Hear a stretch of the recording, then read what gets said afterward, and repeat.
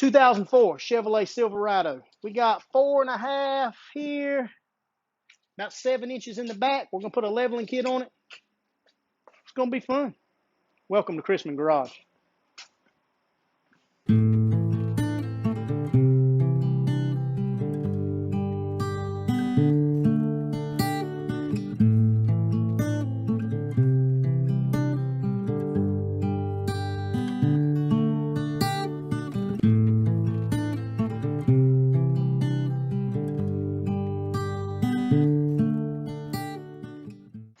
All right, I believe this kit was ordered from eBay.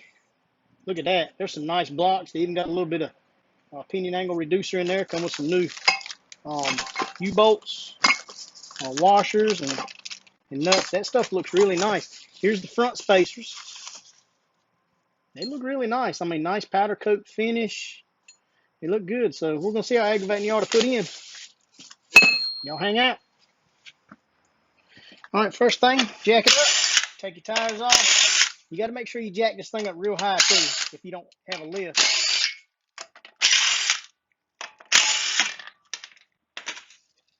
Reason being, when you put that spacer in there, you got to bring that A-frame almost down vertical. And you got to have a lot of clearance. So we're going to jack it up really high. All right, to get this spacer in here, what we're going to have to do is we're going to have to unhook the sway bar. This is the sway bar link here.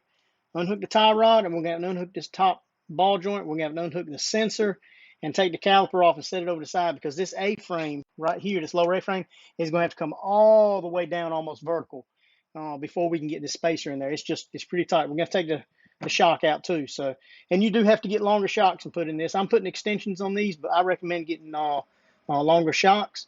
So here goes nothing. All right, the first thing we'll take off is this sway bar link. It's 15 underneath here, I think. Yep, 15. And you got to hold the top with a pair of channel locks. So we get the top, hold the top. We're going to get the bottom, hold the top, okay, you get this off, then this thing will fall out once it swings down. This is 18, this is 18, so we're going to knock them off real quick.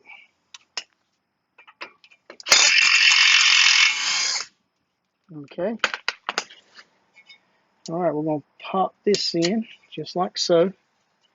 We've got a clip right back here. This clip right here is what was up top. We got this thing completely unhooked now. All right, now we're going to take these two 10mm off. Hold the brake line in place, just like so.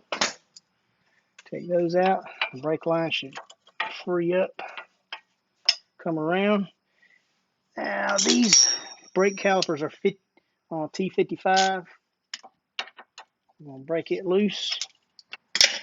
This is a pretty tough job, fellas.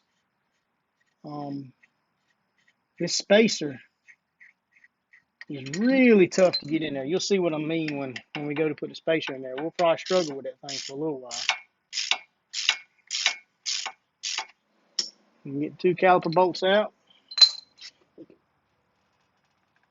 Release some pressure off that caliper. She should slide right on off, just like so. Yeah. We're going to let her lay right there on the ground. She's not too tight. We're going to take the old shock loose. Now, this is 15, and I believe that's 7mm. All right. Now, notice when I start turning this, the whole shaft's going to start turning here in a minute.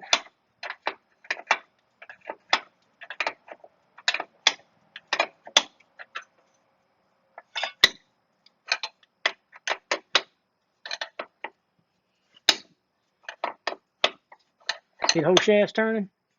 That's when you need your 6mm. 6mm up there. Hold it in place. Turn it on off. When you get it down a little ways, sometimes you can put a 16 millimeter down here.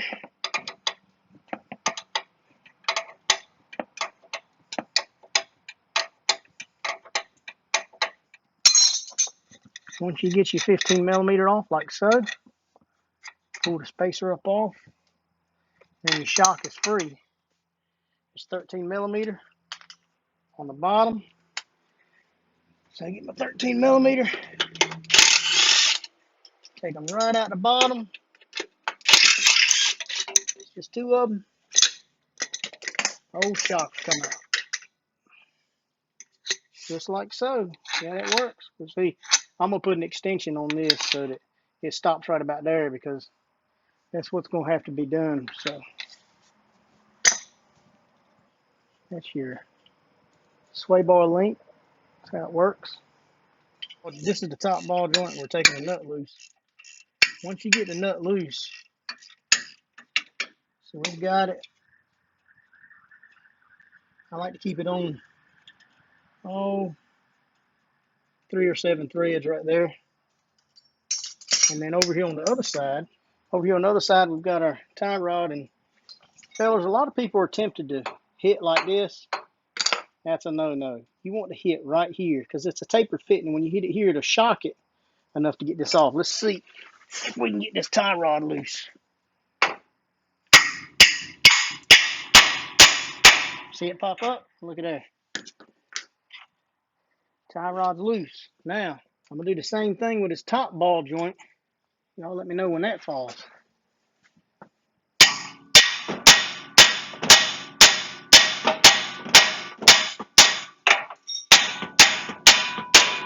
There she went. That's why you leave the bolt on there, or the nut. That's why you leave the nut on there. So now, in essence, we've got the top ball joint loose. We've got the tie rod loose. We've got all the brake stuff loose. All the brake lines and brake hoses and everything, all that's loose. We got the shock out. So I'm going to put pressure under this with a jack. We're going to take this nut all the way off. And we're going to let it fall all the way down. We're going to put the new one in and come up with it. The hardest part's going to be getting the new one in there. Ask me why I know. Okay, what we did is we put the jack underneath it. We put some pressure on it. We took the upper ball joint nut off. Let this up. Let it come down. And old spring popped out. Now, this spring's got a lot of pressure on it from the factory. And when you put this other spacer on top, she's got way too much pressure on it. Perfect. So the only way I've found that we get this thing on there and do like it's supposed to is these spring collapsers here. So this is what we're going to do, fellas. We're going to put the old spring collapsers on here. We know that the cut piece goes to the back right here, just like that. So we're going to put one on this side. And these things are a little bit of a trick to get to work, but we're going to put one on both sides. And then slowly compress this thing down. But I'm going to stick it up in here, hopefully to compress it down. So, technique to this, not fun, guys. I'm telling you, this is the worst part of the whole job. Now, we push this A-frame almost all the way down vertical. Okay. Now I've got this A-frame pushed almost all the way down vertical. I've got the spring up in here. And fellers, she's tight. I'm going to be 200% honest with you. I'm going to tighten up. So see how the A-frame is straight down. There's no way you can jack on it. Somebody's done a good job of greasing this truck too, by the way.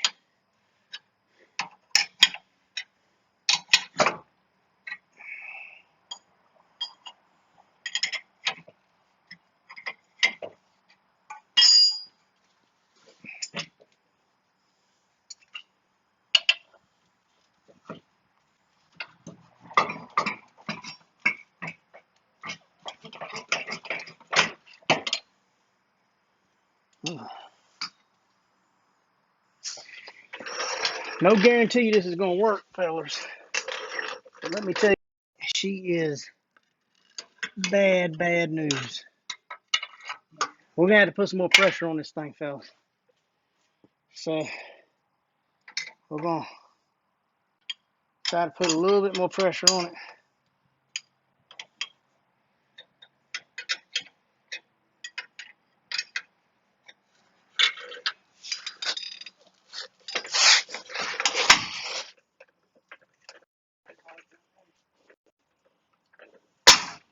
Keep going.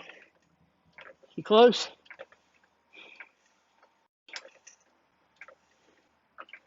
All right. Okay.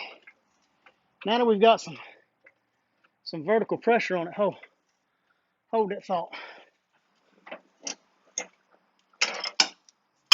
that one out.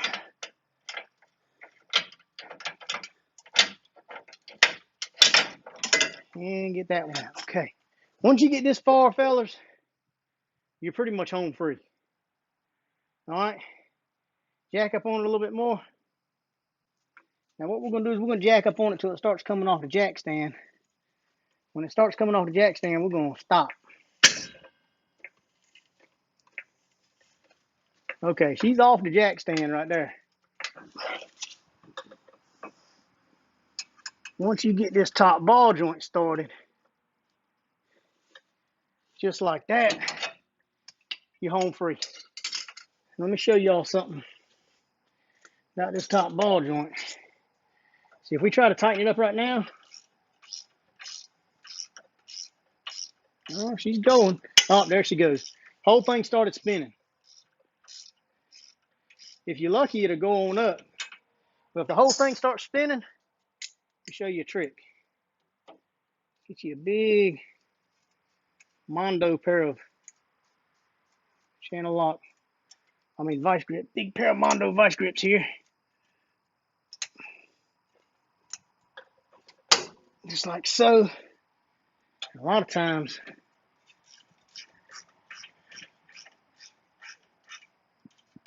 she needs just a little bit more.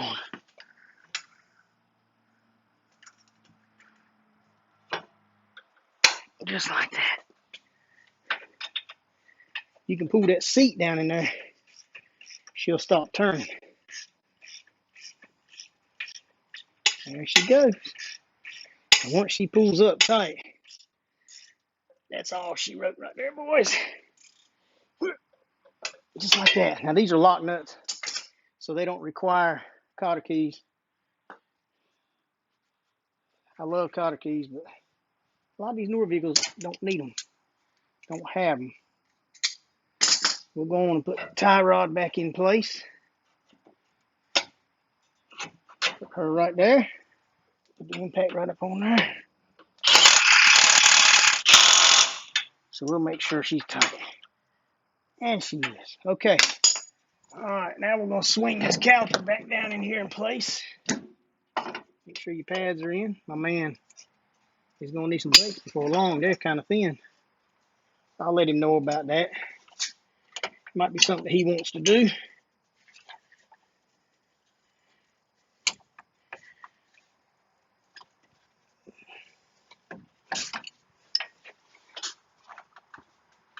Relieve some of the pressure from that caliper. A lot of times she'll fall in place just like so. Make sure these things are greased up good.